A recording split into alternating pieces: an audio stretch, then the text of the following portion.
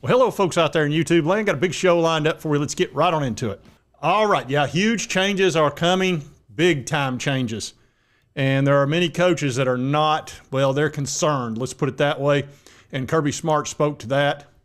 Also, John Mateer of Oklahoma now, via Washington State, he's going to go on a little bit of a revenge tour in the SEC. He's not happy with them overlooking him back when he was a pup in high school. And you know when you kick a pup when they're down, they're going to be a dog someday. So he's planning on a big-time comeuppance for the SEC. We'll see about that. And I will have my vengeance in this life or the next. Now, folks, as you know, April 7th is coming. And when it does, there's supposed to be a settlement between the NCAA, the House, and there's 3 class action lawsuits that's going to settle this whole thing. And schools are going to be paying about $21.5 million per year to college athletes in revenue sharing.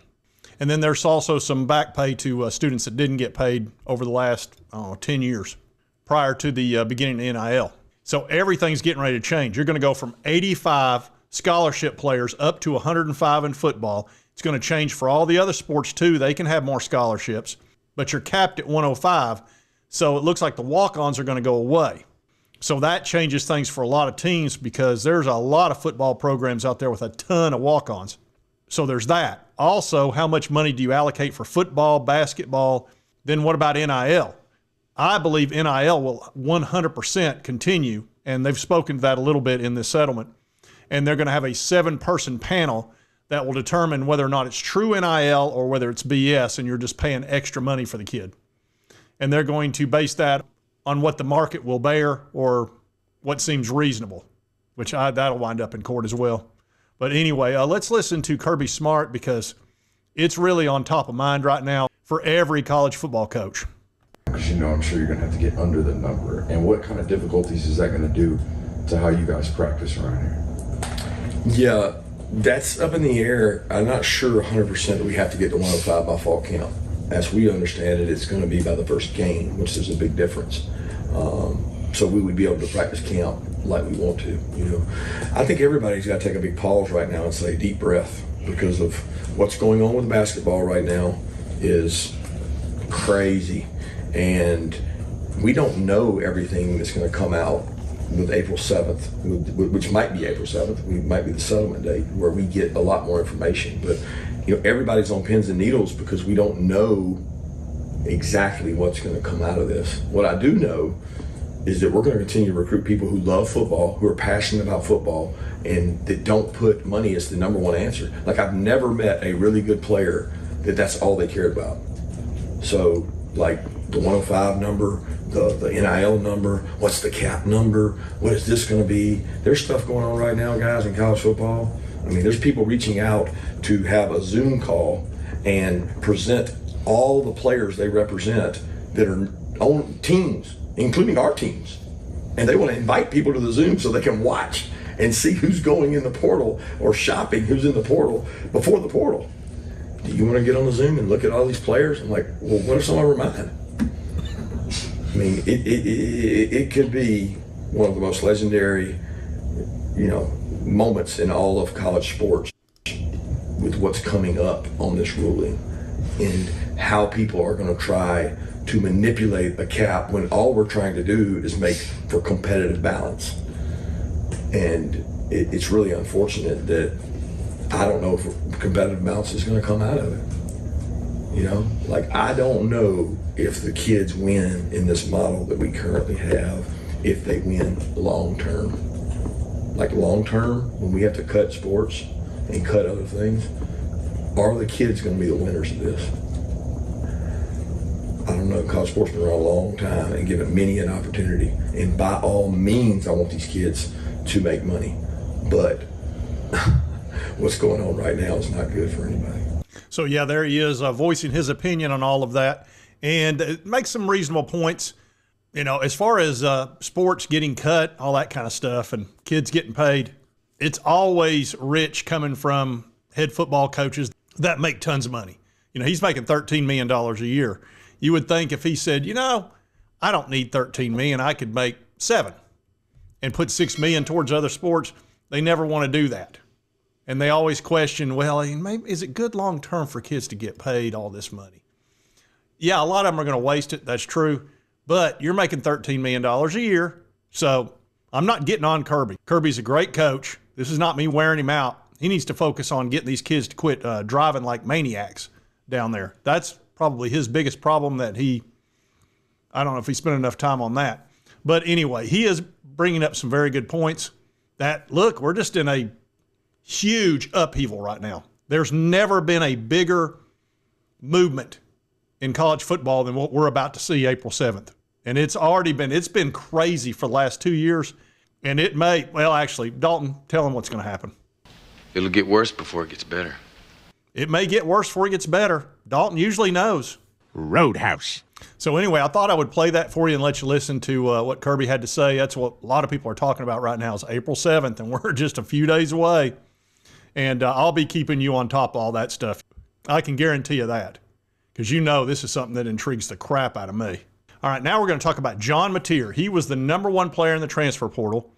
He played at Washington State, put up great numbers. He was fantastic. And now he's at Oklahoma. And as you know, Oklahoma went through a whole upheaval in quarterbacks, and they're excited about him. But he's still butthurt because no SEC program would take a chance on him back when he was in high school. And I'm going to show you the numbers of why they didn't after this, and you'll probably get a better understanding. But anyway, he's ready to roll, and he's going to make sure some SEC teams pay. And here it talks about how he didn't appreciate being snubbed and that they're going to pay for it. And this story says, somebody's going to pay John Mateer promises, maybe even all of them. It says, to the quarterback no one wanted out of high school whose football path unceremoniously unfolded from tiny Central Arkansas to Washington State to now you're all going to pay. Now you're all in big, big trouble.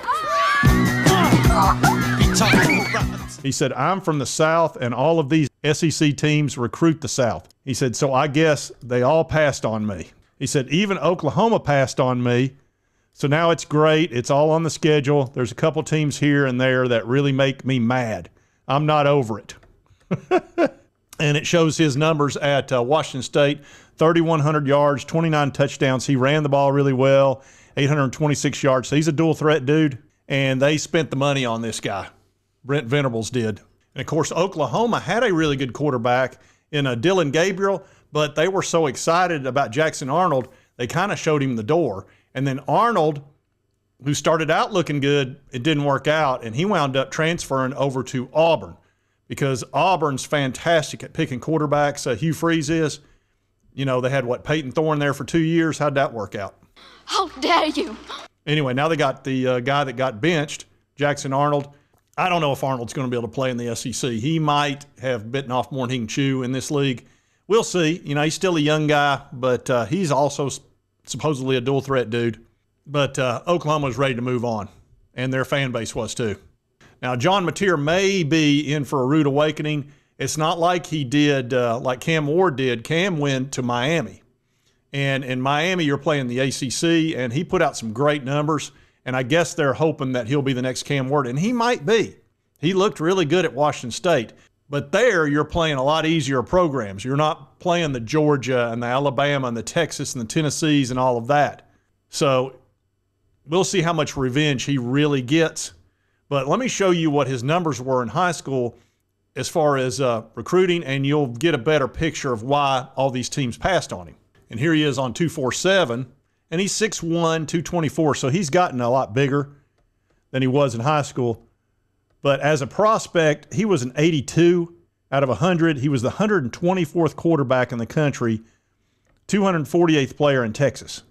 So I don't know. I mean, if you look at the teams that were after him, there's Incarnate Word. Who? We've been hearing that a lot. Houston Christian, Columbia, Central Arkansas, and Washington State. And actually, I think he was committed to Central, and Washington State wound up giving him an option in the Power 4. But now as a transfer, his ranking went to a 95, number 2 quarterback, etc. I thought he was the number 1 guy. I don't know. I guess it depends on which service you go to. But it's not like there were a whole bunch of teams after him. And look, you know, you come from a small high school, you put up decent numbers. Hey, maybe it's just a bit of a chip on his shoulder, which is not a bad thing to have as an athlete. That can keep you driven. It's like, oh, okay, they didn't want me. I wasn't good enough for them. Yeah, well, you'll see now. And I kind of like it and respect it.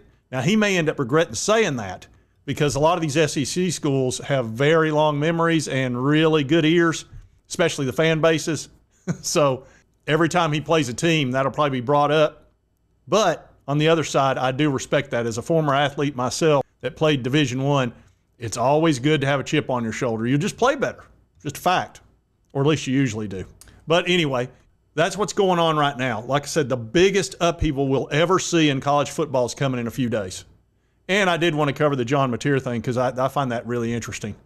And if you like this content, be sure to hit that like button. Let's continue to cover all these big college sports stories. If you've not subscribed, boom, boom, boom, hit this little button right there. It won't cost you a dime, help you get my videos.